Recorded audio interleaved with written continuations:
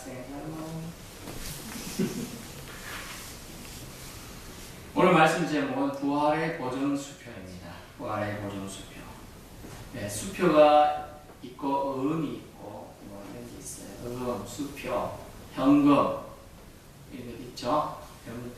저희 어릴 때는 수표하면 제일 큰 게 10만 원 뭐 이 정도였죠. 액면 한도가 있는 걸 대놓고 대충 10만 원. 제가 가장 큰 이제 현금이 적혀가지고 수표 행사를 한 것이 뭐냐면 우리가 이사할 때 전세 보증금으로 뺀 돈이 3천 몇백만 원짜리 수표를 끊어갖고 나왔어요. 그 종이 한 장인데 그거만 잊어먹으면 전세집이 날아가는 거예요. 조심스럽더라. 종이 한 장에. 그런 생각이 나요. 근데 보증수표인데 하나님께서 예수님께서 부활로 우리에게 보증해 주신 것들이 있다라는 거죠. 그래서 우리가 알면 그 위에서 누릴 수가 있어요. 그래서 우리가 좀 잘 알아야 필요성입니다. 결국 부활의 보증수표는 내 영혼의 부활, 즉 생명의 부활이냐 심판의 부활이냐 이것이 마지막 때의 모든 자에게 예외 없이 있을 거라는 겁니다. 근데 그때 어떻게 우리는 반응할 수 있느냐? 반응해야 되냐? 사실 우리는 못해요. 그 결론은 하나님이 알고 계시기 때문이죠. 오늘 우리는 눈에 말씀드리지만 기독교의 최대 명절인 부활주일입니다. 부활이 있기에 기독교는 수천 년간 또 1000년이 두 번 지나 2000년이 지나 훨씬 지난 시점에 사람의 신앙의 대상으로 하나님에 대한 사랑을 알아왔고 유지해 왔습니다. 첫 번째 우리가 부활의 보증수표로 우리 오늘 주님이 말씀하시는 것은 무엇입니까? 우리 믿음의 보증수표예요. 따라해볼까? 믿음의 보증수표.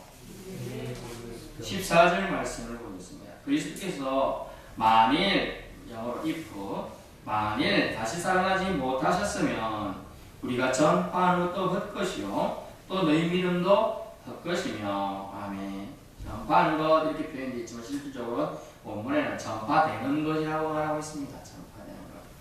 전파되는 것 우리를 통하여 전파되는 것은 바로 주님이 주인님이시고 주님이 부활하셨고 주님이 부활의 주체가 되신다는 걸 모든 것이 헛것이라는 얘기죠. 자, 우리 믿음의 보증수표 우리가 전파하는 것 헛것 믿음도 헛것이 된다.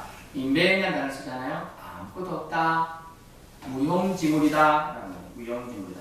그러면 부활은 신앙의 핵심이 되어야 됩니다. 핵심 내용이 분명하죠. 12절 말씀도 보면요. 사람들은 그리스도께서 죽은 자 가운데 다시 살아나셨다 전파되었잖아요. 근데 너희 중에 어떤 사람들은 어째 죽은 자 가운데서 부활이 없다 하느냐. 그리스도께서 분명히 살아나셨고 전파되었는데 죽은 자의 부활. 그리스도께서 그냥 죽지 않았다고 얘기하는 것과 같은 거예요. 사실은 그리스도가 죽으셨어요? 안 죽으셨어요? 죽으셨어요. 그런데 그것에 대한 부정하는 사건이 되는 것입니다. 사람들은 그리스도께서 부활하심을 듣고도 믿지 않았다고 말씀해 줍니다. 믿음의 가치는 믿을 수 없는 대상이나 내용을 신뢰하고 믿을 때 더 그 가치는 높아진다는 것입니다. 히브리서 11장 1절은 무엇을 말하고 있습니까? 히브리서 11장 1절 말씀입니다. 히브리서 11장 1절 믿음은 바라는 것들의 실상이요 실체라는 얘기죠. 보이지 않는 것들이 증거라는 거예요. 위트니스라는 얘기죠. 보이지 않는 것들의 증거가 뭐냐? 믿음이라는 거예요. 또 우리가 바라고 소망하는 것들의 실제상으로 주어진 것이 바로 믿음이라는 거예요. 그러므로 우리 믿음은 신뢰할 수 있는 것이 안 된다면 그것을 믿음의 가치는 없어진다라고 말씀해 주십니다. 믿음의 가치가 있는 믿음이냐 가치 없는 믿음이냐 그렇죠. 차이죠. 전에 우리가 오늘 살짝 말씀드렸지만 영지주의들 논쟁을 할 때 이원론이니까서 논쟁을 많이 했습니다. 그래서 죽음이 있냐 없냐 죽어도 이게 영이 죽은 거냐 몸이 죽은 거냐라고 그들은 논박하기를 좋아했어요. 영이 죽었느냐 예수님은 죽으셨는데 몸만 죽었다. 영은 원래 안 죽었기 때문에 부활할 여지도 없다. 이런 얘기도 하고 또 예수님이 죽었다고 하는데 실제로 예수님은 신의 신이셨기 때문에 육체를 입고 있지 않기 때문에 고통은 하나도 안 느꼈을 것이다. 뭐 이런 이단도 있고 그랬습니다. 그래서 예수님을 부활하셨다. 이 부활은 육신의 부활이 아니고 영의 부활이다. 이런 얘기예요. 육체는 썩어 문드러지고 없는데 뭔 말이 되느냐. 그러나 예수님은 육신의 부활이 있었다. 육의 부활이 있었습니다. 여러분들의 일단적인 논쟁은 이원 논쟁이에요. 영과 육이 분리됐다는 거짓말이에요. 13절 말씀을 보세요. 13절 죽음의 부활이 있다. 그리스도의 부활이 있다. 라고 13절 말씀에 보면 만일 죽은 자의 부활이 없으면 그리스도 다시 살아나지 못하셨으리라. 그렇죠. 죽은 자의 부활이 없으면 그리스도 살 수가 없는 것입니다. 논쟁의 여지들은 많이 있어요. 그들이 만들어낸 사실 그런 논쟁들이 있습니다. 두 번째 부활은 보증수표인데 무슨 보증수표냐? 삶의 이유로서 보증수표다. 느리스라브라는 말도 있고 하는데 난 당신이 존재하면 나의 삶의 이유다. 이런 멋진 고백을 한다면 사랑받는 대상은 아주 기쁠 것 같아요. 저는 그래서 우리 집사람 사모님한테 제가 프로포즈를 하는 걸 안 해봤지만 눈이 이상한 고백할 때 You mean everything to me 이렇게 고백했어요. 당신은 나의 전부입니다. 참 유치한 고백인데 그때 당시 유행한 영어 가사 노래가 You mean everything to me 그런 영어 팝송이 있었지 않습니까? 우리 학생들은 잘 모르지만 그때 그 노래 부르면서 이거 뭐 그때 써먹으면 좋겠다 하고 제가 유념이 비워두었던 기억이 나네요. 여러분 You mean everything to me 하나님께서 우리 인생에 전부해야 된다는 거죠. 그 고백을 할 수 있어야 된다. 삶의 이유가 되어야 돼요. 하나님께 19절 말씀 보면 말씀이 나오는데요. 만일 그리스도 안에서 우리가 바라는 것이죠. 소망하는 것이 다만 이 세상의 삶뿐이면 모든 사람 가운데 우리가 더욱 불쌍한 자이다 라고 되어 있어요. 왜냐면 우리는 다른 사람들은 주일날 시기 놀러도 가고 산에도 가고 바다도 가고 들에도 가고 구경도 가고 심지어 멋진 페리오 타고 한강도 구경하고 이렇게 다니는데 우리는 여기 와서 앉아있거든요. 여기 앉아서 딱딱한 말씀 듣고 푹신하지 않은 방석에 앉아가지고 찬양도 하고 있는데 손해보는 것도 돼. 느낌이 손해보는. 또 열심히 사는 것 같아도 어떤 사람들은 막 열심히 사는데 우리는 또 삶이 또 삐까번쩍한 걸 하나도 없고 이상해. 내가 왜 이러고 있나? 이런 생각이 들어요. 근데 이 세상이 삶뿐이면 그렇다는 거예요. 그리고 우리가 가장 불쌍한 위치가 되는 거예요. 만약 이 세상 누릴 건 하나도 못 누리는데 이 생으로 끝나버려. 그러면 아무 낙도 없이 사는 거예요. 그런데 주님은 그렇지 않다. 우리가 더 불쌍한 자지만 그 사람들의 생각이다. 그래서 사람들의 생각이다. 삶의 이유는 뭡니까? 이 세상에서 삶이 전부라면 그렇게 맞죠. 그 사람들 생각이 맞아요. 우리가 가장 불쌍한 자예요. 누릴 거 못 누리고 못 먹고 못 마시고 쓸 거 못 쓰고 다른 사람 생각하면서 살았어요. 우리가 빛과 소금 역할 안 되는가 견뎌보고 이 행동 하다가도 이거 크리스찬이 이거 하면 안 되는데 이런 생각을 했을 거예요. 그런데 이 세상에 사람이면 이렇게 벌떡 끌 게 없어요. 그냥 하면 되지 뭐. 내 맘대로 살아야 되는 건데 하나님은 그런 삶의 그 이후의 삶이 있다고 얘기하고 있습니다. 모든 사람은 우리가 가장 불쌍한 자라는 그 말은 믿지 않는 사람들이 우리에게 하는 말이 되죠. 22절 보면 이런 말씀이 있습니다. 22절 아담 안에서 모든 사람이 죽은 것 같이 그리스도 안에서 모든 사람이 삶을 얻으리라. 아멘. 아담은 인류의 대표입니다. 그 하나의 죄로 모든 사람이 죄를 범하게 되었고 태중에서 태어난 모든 사람은 죄가 연결되게 되어 있습니다. 그러나 그리스도 안에서는 모든 사람이 삶을 얻으리라. 분명히 그리스도 안이라는 단어를 쓰고 있습니다. in 그리스도. 그리스도 안에 있는 저 그리스도와 연합한 자는 삶을 얻는다고 해서 인류 대표격인 죄가 들어올 때 아담에게서는 대표성을 말하고 있습니다. 대표성을. 그러나 그리스도 안이라는 또 제한성을 말하고 있어요. 그리스도 안에 있는 사람만 삶을 얻는다는 거예요. 생명의 삶을 얻는다. 부활 때 믿지 않는 자도 부활합니다. 그러나 그들은 심판의 부활로 나오게 되는 거고 믿는 자는 생명의 부활로 나오게 된다는 거죠. 삶의 이유가 거기서 나타나는 것이죠. 삶은 영어로 보니까 will be made alive 한다고 했었어요. made alive. 이미 우리는 살게 될 걸 말하고 있어요. 살게 될 걸. 주님 안에서 있으면 살게 된다. 주님과 연합한 사람 인이 그런 단어예요. n. 헬라어는 n인데 n 크리스토스인데 in 영어로 in은 뭐뭐 안에 가면 뭐뭐 그리스도와 연합된다 라는 뜻이에요. 그래서 우리가 성찬식 할 때 먹고 마시는 그런 의미가 들어가 있는 거죠. 그냥 포도주 잠깐 먹고 뭐 빵인지 맛도 하나도 없지만요. 그걸 무교봉이라 옛날에 먹었어요. 요즘. 그런데 그걸 먹는 무슨 의미가 있어요. 하지만 그 의미를 두고서 우리가 성찬을 할 때 그것은 우리가 의미로 다가오는 거예요. 김춘수가 꽃을이라는 시를 쓸 때 내가 당신이 나에게 뭐 불러줬을 때 나는 그에게 와서 꽃이 되었다는 거예요. 이런 불러주었을 때 그게 의미가 되는 거예요. 주님이 우리 이름을 불러주었을 때 오전에도 말씀을 했지만 주님이 마리아야 하고 불렀을 때 마리아가 그 음성을 듣고 깨닫는 거예요. 주님인가 깨닫는 거예요. 불러주었을 때 같이 깨닫는 거예요. 삶의 이유는 주님께서 우리에게 삶을 준다가 이 말 자체가 벌써 생명이 들어와 있는 거예요. 메이드라는 거예요. 살게 될 거다. 이미 과거 형태를 써서 미래에 있는 거예요. 말이 똑똑한 헬라어나 히브리어나 문법적이 아주 복잡해요. 그런 단어를 쓰고 있다는 거죠. 여러분의 삶의 가치는 어디에 있습니까? 이 생에서 마치는 게 목적입니까? 그러면 지금 예배 드릴 필요가 없습니다. 여러분 나가셔서 가고 싶은 대로 가시고 놀고 싶은 대로 노시고 먹고 싶은 대로 드시고 마시고 싶은 거 마시면 되는 거예요. 공부하고 싶으면 공부하고 하기 싫으면 안 하고. 그러나 그런 사람이 끝이 아니라고 지금 말하고 있어요. 분명히 우리는 가치 있는 존재로 여김 받아야 된다. 그렇죠. 이 생뿐만 아니라 저생에서도. 저생 좀 어려운다는데 이 생뿐만 아니라 저생. 우리가 나중에 죽음 후에 가야 될 세상을 말하고 있습니다. 그리스도와 연합은 로마서 5장 12절부터 21절에 말씀해 주는데 그리스도와 연합할 때 우리의 삶이 생긴다. 생명이 보장받는다라는 얘기입니다. 그리고 삶의 이유가 바로 부활에서 비롯되고 있다. 부활이 있기 때문에 우리는 믿음 생활을 할 수 있는 것이고 또 삶의 가치가 부여된다라고 말해주고 있습니다. 세 번째는 나의 부활의 보증수표라는 얘기예요. 우리 부활의 보증수표가 된다는 거예요. 우리가 부활할 걸 말하고 있는 거예요. 골로새서 1장 18절 찾아보세요. 골로새서 1장 18절.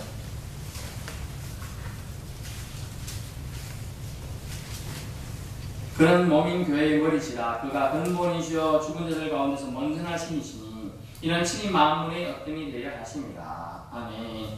주께서는 죽은 자들 가운데서 먼저 나셨어요. 부활하셨다는 의미예요. 이는 친히 만물의 어뜸이 되었다. 결국 주님은 부활의 첫 열매가 되셨다. 이미 부활하신 예수님과 우리가 연합되었음을 통해서 증거되는 장면이에요. 나의 부활은 이미 예수님이 부활하셨기 때문에 우리가 이미 부활하신 예수님과 연합되면 우리들의 부활도 보증수표처럼 부활한다. 그리고 예수님의 부활은 죄 가운데 있던 우리의 죄 문제를 해결해 주셨고요.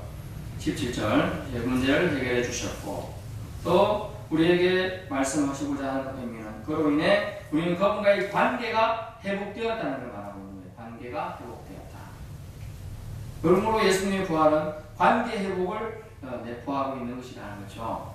17절 그리스도께서 다시 살아나신 일이 없으면 너희 믿음도 헛되고 너희가 여전히 죄 가운데 있을 뿐이요 라는 거죠. 그리스도의 부활에서 우리는 항상 아담의 후손이기 때문에 죄 가운데 여전히 살 것이다. 그리고 죄로부터 해방될 수 없을 것이다. 해방될 수 없을 것이다. 얘기하고 있는 것이죠. 예수 부활, 내 부활의 기적을 이루기 위해서 우리는 부활의 천녀가 되신 주님을 우리는 영접하고 그분을 따라가는 삶을 살아야 한다는 걸 말하고 있습니다. 그러면 우리 예수님 부활의 가치가 어디 있을까? 예수님이 부활하신 가치는 첫째는 몸의 부활이었어요. 다시금 말씀드립니다. 만져볼 수 있게 부활하셨어요. 도마의 의식을 해결하고자 요한복음 20장 27절 이후에 만져보라라고 말씀하고 또 만약 거짓이라면 부활이 거짓이라면 최대의 사기극이죠. 최대의 사기 종교가 되는 거예요. 최고의 불쌍한 사람들이 또 우리가 되는 거예요. 그러므로 우리도 육체로 부활하신 주님을 믿으며 몸이 다시 사는 것을 믿어야 한다. 몸도 부활한다는 거예요. 몸도 신령한 몸일 뿐이지 이렇게 벽도 이렇게 지나갈 수 있는 몸이지만 몸은 분명히 부활한다. 영만 부활하는 게 아니라는 걸 말하고 있어요. 기억하셔야 됩니다. 몸의 부활만 주장한다든지 영의 부활만 말한다는 것은 이단입니다. 그래서 우리는 몸의 부활이 있는 동반되는 영의 부활인데 그 영의 부활이 뭐냐 하면 신령한 몸이다. 신령한 몸. 우리가 뭐 옛날 우리 전설의 고향 신령님이 나타나서 그런데 그런 뭐 신령한 정체로 모양처럼 바뀐다는 거예요. 자, 6원 있지만 닫힌 문을 통과해 오셨잖아요, 예수님이. 그런 걸 보면 6원 있긴 있는데 또 장애가 받지 않는 그 천사의 몸처럼 되는 거죠. 사실은 그렇지도 병들지도 않았습니다. 어떤 사람은 제가 늙어서 죽은 몸으로 부활하나요? 젊어서 죽은 걸로 부활해. 가장 젊을 때 그걸로 부활하면 좋겠는데 이 고민을 많이 했다 그러는데 영입니다. 영. 그런 거 걱정하지 마세요. 그러므로 주님은 소망을 주십니다. 고린도전서 15장 오늘 본문에 뒷편에 읽지는 51절 52절 보세요. 고린도전서 15장 51절 52절. 보라 내가 너에게 비밀을 말하노니, 여러분 잘 들으세요. 비밀을 말해주고 있어요. 우리가 다 잠잘 것이 아니요 마지막 날에 순식간에 호련히 다 변화되리니. 라파할 소리가 나네.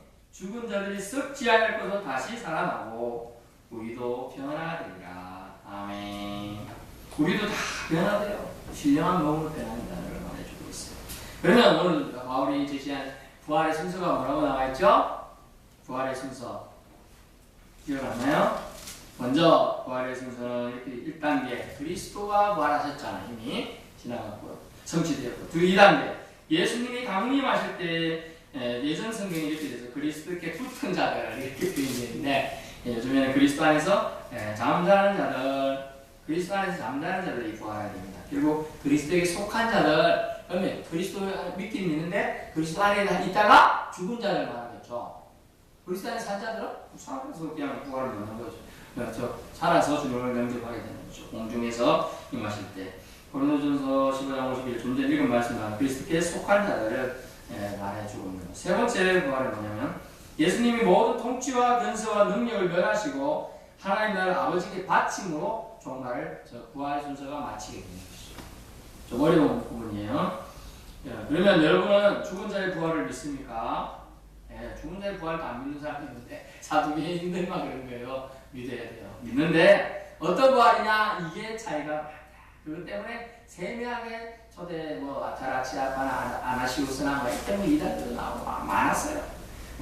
모레리우스, 모라비안, 자기들은 두통이나 하는데 또 아닌 사람도 많고, 그런 거 세부적인 거는 내용까지 우리가 다 알 필요 없어요. 하지만 중요한 거는 우리도 부활할 건데 그 부활에 육의 부활이 있다는 거예요. 육의 부활이 없을까요? 옛날에 엘리야 때 누구 살려주고, 또 예수님도 나사로 살려주고, 죽은 누구의 딸을 또 살려주고 하잖아요. 부활이 있어요. 사는 부활. 근데 그가들이 어땠어요? 다 죽었어요, 다시 또. 근데 진짜 주님이 부활할 때, 주님이 강림할 때 부활은 안 죽는다. 그건 다시 종말로 간다는 걸 얘기해 주고 있습니다. 성도 여러분, 자신이 부활할 것을 믿어야 됩니다. 믿어줄 수 있게 바랍니다. 그 증거는 13절 말씀이 나와있죠. 그리스도께서 부활하신 것이 그 증거예요. 그리스도께서 부활하시기 때문에 우리도 부활할 걸 말씀해 주고 있는 것입니다. 결국 부활은 믿지 못하는 자는 그리스도인이 아닙니다. 엄격히 말하면 17절, 고린도전서 15장 17절. 부활을 믿지 못하는 자는 그리스도인이 아니에요. 그리스도인은 뜻이 뭡니까? 그리스도인 뜻은. 그리스도인 뜻이 뭐예요? 그리스도인 뜻은. 그리스도인 뜻은 죽은 자의 부활을 대해서 얘기할 때 그리스도의 부활을 믿음을 통하여 그리스도처럼 변화되는 것을 받아들일 수 있는 사람들이죠. 제가 그 말씀은 뭐냐면 그분을 만나는 사람들, 즉 예수님을 만나는 사람들은 완전히 변화되어 새 사람이 되었다. 사실 다 그렇죠. 이것이 변화가 시작된 삶, 이전과는 전혀 다른 변화된 인생을 사는 것, 둘이 그리스도인이라고 했어요. 정의가 그래요. 그리스도인은 그런 사람들이다. 그런 본문을 통해서 부활이 받는 의미와 부활을 경험한 사람이 어떠한 사람이 되어야 된다. 어떠한 성품으로 살아가야 한다를 말하고 있는 거예요, 사실은. 그리고 우리의 삶은 우리의 삶이 아니고 부활하신 주님의 삶이 되면 이 모든 문제는 싹 없어진다는 거죠. 예수 그리스도의 부활에 이르면 제 문제 해결되었습니다. 죽은 자의 부활 문제가 해결되었습니다. 나의 부활의 보증 실패였습니다. 우리 믿음의 보증 실패였습니다. 우리 전파하는 것이 보증 실패였습니다. 그리스도 안에서 잠자는 자들이 첫 열매 되어 보증 실패가 되셨습니다. 모든 사람에게 삶을 주시는 것입니다. 삶을. 근데 어떤 삶? 예수 안에 있는 사람, 모든 사람에게 삶을 주시는 거예요. 여러분, 믿음으로 말미암은 그리스도와 연합이 부활의 진정한 의미죠. 부활을 통해 우리가 주님께 붙어 있는 것, 그야말로 속해야 된다는 걸 말씀해 주거든요. 바울은 죽은 자의 부활을 부인하는 것은 다섯 가지로 네 가지 정도로 다섯 가지 정도로 말하고 있는데, 뭐냐면 죽은 자의 부활을 부인하는 것은 그리스도의 부활을 부인하는 것이고, 성도들의 믿음을 부인하는 것이고, 복음 전파 사역 자체를 부인하는 것이고, 복음 전도자들의 증거의 진실성을 부인하는 것이고, 제3 부인하는 것이다 라고 말하고 있습니다. 제3을 부정하는 것이다. 결국 부활을 부인하면 제3도 헛것이고, 성도들의 믿음이 헛것이 되고, 그리스도의 부활도 가짜가 되는 것이고, 복음 전파하는 것도 그리스도의 부활이 되는데 복음 전파하는 자체가 무의미하게 된다는 걸 말해주고 있어요. 그러면 그들이 말하는 증거들은 다 가짜다. 우리가 마지막 날에 부활할 것이라는 사실은 이미 부활하신 예수님과 우리가 연합되어 있음을 말해주고 있습니다. 마지막 날에 부활할 것을 소망 가운데 흔들리지 말고 더욱 주님이 일에 힘쓰시는 저와 여러분 되시기 바랍니다. 그러므로 이 말씀을 결론을 냈습니다. 왜냐하면 예수 그리스도의 부활은 우리 신앙의 보증수표입니다. 예수님께서 부활하셨으니 우리도 부활할 것을 말씀해 주시고자 하는 것입니다. 이 세상의 힘쓰면서 애씀의 같이 있으면서 보증해 주는 거죠. 이 세상에서 우리가 애쓰고 전도하고 믿음 생활하려고 악착까지 지금 아등바등하고 노력하는 것들이 헛됨이 되지 않게 하는 것, 그것이 바로 부활이라는 것이죠. 사망에서 이 부활의 자리로, 즉 생명의 자리로 누가 옮겨질 것입니까? 그것은 부활의 산 소망 되신 주님께 나아가는 방법밖에 없다는 것입니다. 그러므로 우리 주님이 부활이 우리의 보증수표임을 말씀해 주고 있습니다. 우리 믿음의 보증수표입니다. 우리 삶의 이유가 바로 부활이 있기 때문입니다. 왜냐하면 부활이 바로 생명을 주기 때문이죠. 또 우리 부활의 보증수표가 돼서 주님은 이미 부활하셨고, 부활하신 주님은 우리를 부활할 거라 말씀해 주셨기 때문입니다. 주님, 우리도 주님의 부활에 동참하는 주님의 사람들 다 되게 해달라고 우리도 간구하실 수 있기 바랍니다. 고린도서 15장 58절 한 절 같이 읽고 같이 15장 58절입니다. 그러므로 내 사랑하는 형제들아, 견실하며 흔들리지 말고 항상 주 일에 더욱 힘쓰는 자들이라. 이는 너희 수고가 주 안에서 헛되지 않은 줄 아느니라. 아멘. 그러므로 우리는 헛되지 않은 수고가 되기 위해서 흔들리지 말고 주 일에 더욱 힘써요. 부활하신 주님이 그렇게 생활을 살다 가셨기 때문에 우리도 그래야 할 줄 믿습니다. 기도하겠습니다. 사랑하는 주님,